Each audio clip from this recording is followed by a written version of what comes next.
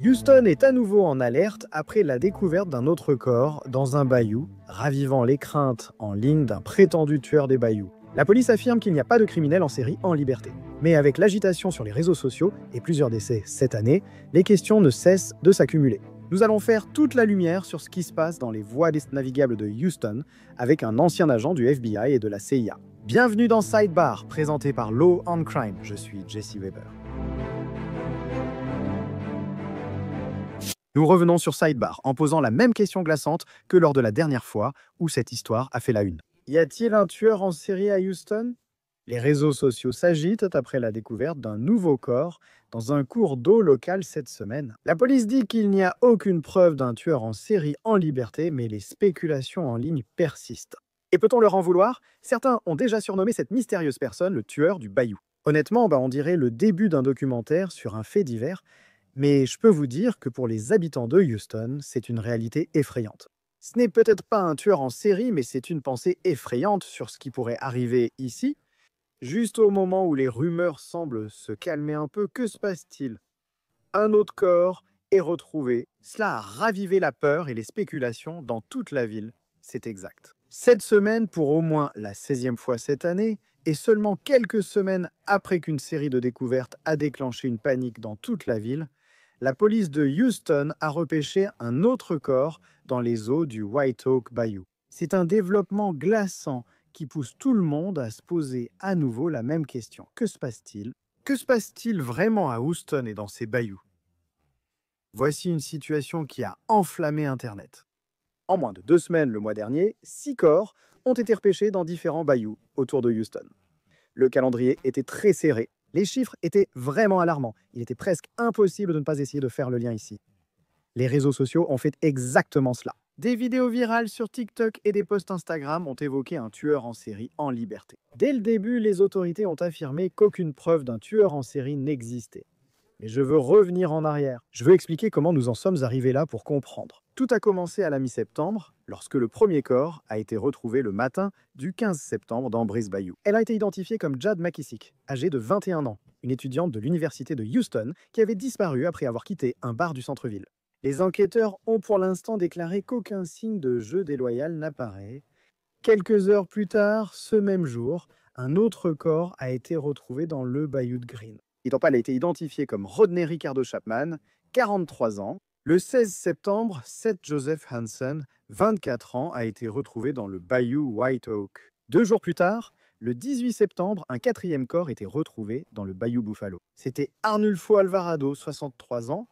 Le 20 septembre, un 5e corps a été retrouvé dans le bayou Buffalo. La victime était Michael Andrea Rice, 66 ans. Le 6e corps, retrouvé le 26 septembre dans le bayou Buffalo au centre-ville, n'a d'abord pas été identifié. À l'époque, le médecin légiste avait sollicité le public pour identifier une femme noire de moins de 30 ans. Environ 1,60 m, 55 kg, cheveux noirs courts et pointe de veuve. Elle a été retrouvée portant un t-shirt noir et beau ainsi qu'un jean et avait un tatouage distinctif 888 sur le poignet. Selon le Houston Chronicle, ce corps a maintenant été identifié comme étant Michaela Miller, bien que son âge reste inconnu à ce stade. Donc 5 corps, 5 jours, et un 6e seulement quelques jours plus tard. La ville était en effervescence, partagée entre peur et spéculation. Quelle a été la réaction? Le maire John Whitmer et le chef de la police No Diaz ont tenu une conférence de presse le 23 septembre pour répondre aux rumeurs. Nous n'avons aucune preuve qu'il y ait un tueur en série en liberté à Houston, au Texas. Permettez-moi de le répéter, il n'y a aucune preuve qu'un tueur en série soit en liberté dans les rues de Houston. S'il y en avait un, vous l'entendriez d'abord de ma part. Il a qualifié les spéculations sur les réseaux sociaux de fausses et frustrantes. Le chef Diaz et le capitaine de l'homicide Salam Zia ont ensuite passé en revue les faits. L'équipe de plongeurs a récupéré les corps et confirmé que, selon le maire, ces affaires ne sont pas liées. Il n'y a aucune preuve, et je répète, aucune preuve pour suggérer que l'un de ces incidents soit lié aux autres. Pour chaque incident, le bureau du médecin légiste déterminera la cause du décès. L'enquête sur ces incidents est en attente de la décision du bureau du médecin légiste. Pour nous, en tant qu'agence, les rumeurs suscitent la peur et l'anxiété dans nos communautés. Il est important de se fier à des informations vérifiées et aux enquêtes. Et le capitaine Zia a souligné que leur travail consistait à suivre la science et les preuves, et non les théories des réseaux sociaux. Donc, pour nous aider à comprendre la psychologie derrière cette panique, nous avons en fait parlé avec la criminologue Dr. Debbie Goodman dans un épisode précédent de Sidebar. Et elle a expliqué pourquoi ces théories se répandent aussi rapidement. Tout d'abord, le sujet même du meurtre est tellement mystérieux pour les gens, n'est-ce pas? Comme nous le savons, cela devient très intrigant, très fascinant. Donc, dès que quelqu'un pense qu'il existe une quelconque catégorie de meurtre, que ce soit un double homicide, un quadruple, un meurtre en série, un meurtre de masse, un meurtre familial, à l'école ou sur le lieu de travail, cela capte vraiment l'attention. Maintenant, en ce qui concerne les enquêteurs eux-mêmes, ils recherchent vraiment des schémas factuels. D'abord, ils doivent identifier qui sont ces victimes. Y a-t-il un point commun? Appartiennent-elles à une tranche démographique similaire, n'est-ce pas? Donc, nous commencerions par là. Et puis, la victimologie est très importante parce qu'on veut aussi examiner les schémas factuels. Les schémas factuels d'une enquête reposent sur les 5 W et le H. Qui, quoi, quand, où, pourquoi et comment.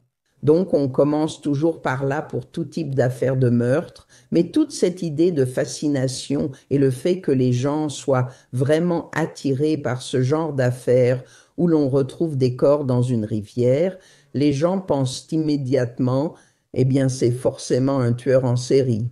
Mais Jessie, une partie de mon travail consiste à analyser les données en tant que criminologue et les meurtres en série dans notre société moderne ne sont vraiment pas aussi courants que, disons, il y a plusieurs décennies. La vraie préoccupation aujourd'hui, ce sont les meurtres de masse. Les réseaux sociaux influencent vraiment la perspective des gens. Maintenant, est-ce un fait ou est-ce une fiction? C'est vraiment à chacun de le déterminer. Mais encore une fois, parce que nous savons que n'importe quelle catégorie de meurtre est tellement fascinante que les gens en 60 secondes ou moins vont lire la publication, voir le titre, écouter, vous savez, un blog, un podcast et se faire une opinion. Maintenant, ils regardent combien de likes, combien de partages et tout à coup, en 60 secondes, une décision a été prise. Maintenant, elle a appelé à la prudence, à faire confiance aux enquêteurs pour qu'ils fassent leur travail. Et à noter que de nos jours, avec la surveillance et la technologie, il est incroyablement difficile pour un criminel en série d'agir sans laisser de traces numériques. Donc, avec la déclaration officielle de la ville disant essentiellement que c'est tragique mais sans lien, c'est à ce moment-là que l'histoire a commencé à disparaître des gros titres. Mais les Bayous ont de nouveau parlé. Ce mercredi passé, le 8 octobre, le schéma s'est répété. Peu après 8 heures, des appelants ont signalé un corps dans le bayou White Oak. La police de Houston, avec son équipe de plongeurs, a répondu à l'appel et a récupéré le corps d'un homme. La police a indiqué qu'il n'y avait aucun signe évident de jeu déloyal. Et comme pour tous les autres cas, le dernier mot sur la cause du décès de cette personne revient à l'Institut des sciences médico-légales du comté de Harris. Le maire Whitmer a réagi rapidement. Nous avons 2500 miles de bayou. Comme je l'ai dit, ils ne sont pas liés. Des candidats et d'autres ont politisé cela, ce qui est regrettable et montre sans doute un manque de respect envers les familles. Cela pourrait être un argument valable. Il a attribué ces tragédies à des choix personnels, à la dure réalité des sans-abri de la ville et a affirmé qu'il fallait arrêter avec ces théories de tueurs en série. Je cite. Je dis que ça suffit concernant les spéculations, par respect pour les familles et aussi pour les 2 300 000 habitants de Houston dans notre région. Nous avons des défis. Nous relevons ces défis. Mais un tueur en série en liberté à Houston n'est pas l'un de nos défis. Pour expliquer, j'invite l'ex-agente du FBI NCIA et professeure en justice pénale, Tracy Walder, également contributrice pour News Nation. Merci Tracy d'être avec nous. C'est un plaisir de vous voir. De votre point de vue, comment les forces de l'ordre détermineraient-elles au départ si une série de décès est liée ou si elle est complètement aléatoire? Eh bien, merci beaucoup de m'avoir invité. Je pense que, évidemment, la première chose qu'ils vont utiliser, ce sont les autopsies, n'est-ce pas? Quelles étaient les causes du décès? A-t-on conclu à un homicide, à une noyade accidentelle, à toutes ces possibilités? Et ensuite, si l'on conclut qu'il s'agit d'homicides, sont-ils similaires en ce qui concerne, vous savez, la manière dont ils ont été tués? Je pense que l'autre chose qu'ils vont probablement faire, c'est d'examiner tout appareil numérique récupérable. Évidemment, ces corps sont restés dans l'eau pendant un certain temps, ainsi que tout réseau social auquel ils peuvent accéder. Ils pourraient chercher à savoir si l'une de ces personnes a suivi des démarches similaires ou est venue de lieux similaires juste avant leur décès. Mais si vous parlez de plusieurs corps découverts dans ces différents bayous sur une courte période, quels seraient les schémas que vous chercheriez à identifier? Je veux dire, de votre point de vue sur ce genre d'affaires, y a-t-il des signaux d'alerte qui pourraient vous suggérer qu'il pourrait y avoir un lien? Y a-t-il des signaux d'alerte qui pourraient vous suggérer qu'il pourrait s'agir d'un tueur en série? Et j'avais parlé plus tôt, vous savez, quand nous avons déjà abordé ce sujet, du fait que les tueurs en série sont... Il y a une certaine rareté à leur sujet en ce moment. Ce n'est pas si simple, surtout aujourd'hui avec la technologie, qu'il y ait un tueur en série. Mais y a-t-il des choses qui vous interpellent à ce sujet et qui vous font réfléchir? Je trouve qu'il y a trop de corps. Désolée d'être aussi directe. Jessie, je comprends. Tu sais, Houston, il y a des bayous, non? C'est très courant ici. Il y a des voies navigables dans ces zones. Cette partie-là n'est pas inhabituelle, mais à mon avis, c'est le volume, tu vois? Le volume sur, tu sais, une période de 7 mois. Pour moi, c'est... Éveille ma curiosité, je suppose. C'est ça qui commencerait à, tu sais... Je déteste le dire, je ne veux pas minimiser un décès, mais un corps ou quelques-uns, hélas, cela arrive. Mais quand vous avez, à mon avis, 25 à un moment donné, 20 à un autre moment, tu sais, je pense que c'est là qu'on commence à avoir des problèmes et qu'il faut vraiment enquêter davantage et s'assurer qu'il ne s'agit pas d'une situation ciblée. Si c'était le cas, si vous avez affaire à une personne ou deux personnes, ou à un groupe qui commettent plusieurs meurtres, est-ce que ce serait étrange pour vous de laisser des preuves numériques ou des traces ou n'importe quel type de... Enfin, encore une fois, je reviens Theta à l'idée qu'on vit à une époque où presque tout le monde a une empreinte sur les réseaux sociaux, une empreinte numérique, il y a de la surveillance partout. Est-ce que ce serait étrange pour vous de voir une sorte de... si quelqu'un laissait ce genre de preuves derrière lui? Donc, de façon intéressante, en mettant les corps dans l'eau, on détruit vraiment beaucoup de preuves. Une part de moi se demande si ce n'est pas pratique pour eux de faire ça, non? Vous n'avez pas forcément besoin de nettoyer une scène de crime ou de nettoyer un corps et de vous assurer que vous n'avez laissé aucune preuve médico-légale derrière vous. De plus, jeter un téléphone dans l'eau va vraiment rendre l'accès au téléphone très difficile. J'ignore si les téléphones étaient sur eux quand ils ont été retrouvés, mais disons qu'ils l'étaient, de nos jours, tout le monde est attaché à son téléphone. Cela rendra très difficile et long d'essayer d'obtenir n'importe quelle donnée à partir de cela. Donc, honnêtement, mettre un corps dans l'eau est en fait un excellent moyen de dissimuler des preuves. La police et les responsables de la ville affirment qu'il n'y a aucune preuve d'un tueur en série. Quand vous entendez ça, d'après votre expérience, à quelle fréquence les réseaux sociaux, les spéculations que vous voyez sur les réseaux sociaux et les commentaires en ligne entrent-ils en conflit avec l'enquête ou est-ce que ça l'aide? Parfois, le public connaît des détails ignorés des forces de l'ordre ou peut fournir plus d'informations, d'indices ou examiner des éléments.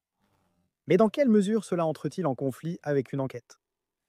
Parfois, cela peut poser problème si ce n'est pas vrai, n'est-ce pas? Juste le simple volume, n'est-ce pas, d'appels et de pistes qu'il devrait examiner.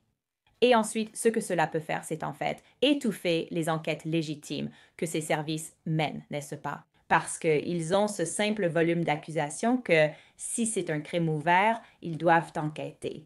C'est quelque chose qu'ils sont obligés de faire. Donc, ça peut évidemment nuire aux enquêteurs. Mais il me semble que s'ils affirment très rapidement qu'il n'y a rien de néfaste, alors, à mon avis, ils ne sont pas forcément ouverts à suivre des pistes dans les enquêtes, ce qui est aussi problématique, n'est-ce pas? Déclarer rapidement qu'il ne s'agit pas d'un homicide et ne pas être ouverte à d'autres investigations autour de cela. C'est problématique aussi. Des mises à jour importantes ont été annoncées, notamment par le bureau du médecin légiste du comté de Harris. Et cela ajoute de nouvelles dimensions à cette histoire, Kai.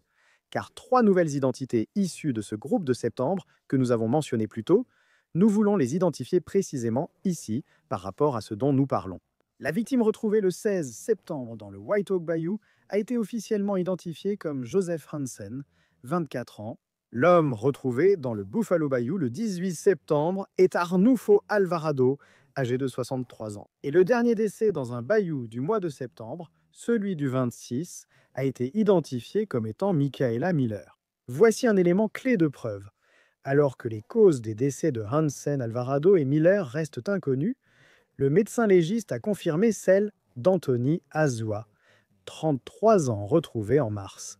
Il est mort noyé. Ceci est important car c'est l'un des très rares cas cette année à avoir obtenu une cause officielle de décès. Le médecin légiste a confirmé qu'au moins 22 corps ont été retrouvés dans les bayous jusqu'en septembre. Avec la découverte de cette semaine, ce nombre atteint 23. Ainsi, pour la plupart, nous ignorons encore comment ils sont morts. Tracy, comment cela change-t-il le contexte? Est-ce que cela a changé l'analyse? Pour moi, cela change l'analyse dans le sens où je ne pense pas que la police devrait être aussi rapide à dire qu'il n'y a pas un tueur en série potentiel en liberté. Je comprends que la police doit être prudente. Nous ne voulons pas provoquer de panique. Ce n'est pas notre rôle. Ce serait très irresponsable. Mais c'est aussi irresponsable de dire, vous savez, qu'il n'y a aucun lien entre tout cela et de ne pas enquêter à fond sur tout ça. Maintenant, il est clair que cela va prendre du temps. Je ne sais pas depuis combien de temps ces corps étaient immergés dans l'eau pour déterminer s'ils sont morts par noyade ou pour d'autres raisons, ce genre de choses. Mais ils doivent aussi attendre les résultats toxicologiques, ce qui prend du temps. J'aimerais savoir, surtout pour celui dont la noyade est confirmée, s'il avait des drogues dans l'organisme et ce qui l'a poussé à se retrouver dans l'eau. Cela va aider l'enquête. À quel point est-il courant qu'un groupe de corps reste non identifié pendant des mois? Quels défis rencontre-t-il pour déterminer s'il y a eu acte criminel?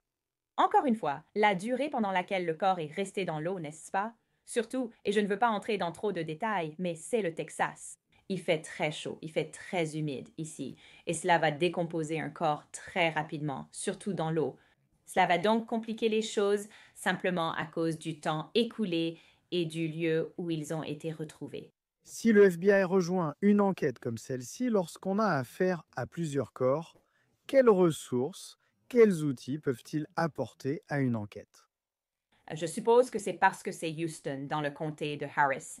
Je ne suis pas sûre qu'ils seront appelés, car c'est un grand comté avec beaucoup de ressources. Mais normalement, lors d'une enquête, s'ils sont appelés, il faut qu'on leur demande. Ce n'est pas une enquête fédérale. Ils ne sont pas vraiment là pour des raisons d'enquête. Ils sont là pour des raisons de main-d'œuvre. Donc, ils aident parce qu'ils ont la capacité de traiter les preuves beaucoup plus rapidement qu'un service de police local, en particulier les preuves numériques, mais aussi les preuves médico-légales. Ils peuvent accélérer un peu plus le processus, mais ils ne s'occupent pas des choses dont un médecin légiste s'occuperait. Maintenant, pour revenir à quelque chose que nous avons mentionné plus tôt, alors que les responsables de la ville insistent sur le fait qu'il n'y a pas de tueur en série, certains habitants se sont tournés vers les réseaux sociaux pour mener leurs propres enquêtes et publier des avertissements en ligne. Par exemple, l'utilisateur de TikTok Darius Sticker a dit ceci. Donc, à ma connaissance, nous avons un tueur en série en liberté. Ça pourrait très bien être ma petite fille, Michaela, qui se retrouve dehors un jour, se fasse enlever et qu'on la retrouve dans un bayou. Ça me dérange vraiment, tu vois. Et la police a clairement du mal à faire son travail, non? Je ne comprends pas pourquoi, après le premier corps, il n'y avait personne pour surveiller. Ensuite, il y a eu 5 corps. Un autre utilisateur, identifié comme Dre, a promis de se venger du supposé tueur de masse. Ô tueur du bayou de Buffalo, je vais venir dans ton quartier. Tu me suis? Je vais marcher lentement cette nuit. Si tu es vraiment courageux, viens sans armes. Si tu es vraiment courageux, prépare-toi à te battre à main nue. Tracy, à toi. Nous avons parlé tout à l'heure du rôle que la communauté peut jouer, ainsi que ceux qui travaillent dans les forces de l'ordre. La peur du public, les déclarations publiques comme celle-ci, comment cela complique-t-il l'affaire? Restons prudents, surtout concernant les déclarations évoquant des représailles contre la personne responsable. Parce que, tu sais, même quand on a vu dans l'affaire de l'Idaho, dont je sais que toi et moi avons déjà parlé, des personnes sont pointées du doigt alors qu'elles n'ont rien à voir avec tout ça. Et si tu parles de représailles, ce que je suppose être violent, des innocents pourraient vraiment être blessés. Et c'est là que les réseaux sociaux peuvent être un excellent outil pour résoudre certaines de ces enquêtes. Je pense aussi que cela peut être un outil horrible et c'est là où il faut être prudent. Avant de conclure, laissez-moi juste vous demander, j'ai posé cette question, je crois, à mon dernier invité également. Je vais vous demander, les tueurs en série aujourd'hui, à quel point est-ce courant? Je pense que c'est plus courant qu'on ne le croit, tout simplement parce qu'il existe de nombreux endroits sur Internet comme Discord et d'autres plateformes où les gens peuvent parler de ces fantasmes qu'ils ont. Cela leur donne le pouvoir de réaliser ces fantasmes. Ces idées ne surgissent plus dans un vide, contrairement aux années 70 et 80. Elles apparaissent alors que des gens les encouragent activement dans ces espaces numériques. Voici l'essentiel. L'enquête officielle n'a trouvé aucun lien entre ces décès cette année. Du moins, aucun n'a été rendu public. Mais pour le public qui regarde, corps après corps retirés de ces zones, sortis de l'eau, les conclusions du médecin légiste, elles n'arrivent jamais assez vite. Merci beaucoup Tracy Walder pour votre temps. C'était un plaisir de vous voir. Merci beaucoup, Jesse. Et c'est tout ce que nous avons pour vous pour l'instant ici sur Sidebar Tout le monde. Merci beaucoup de nous avoir rejoints. Abonnez-vous sur YouTube, Apple Podcasts, Spotify ou votre plateforme préférée. Suivez-moi sur X ou Instagram. Je suis Jesse Weber. À la prochaine.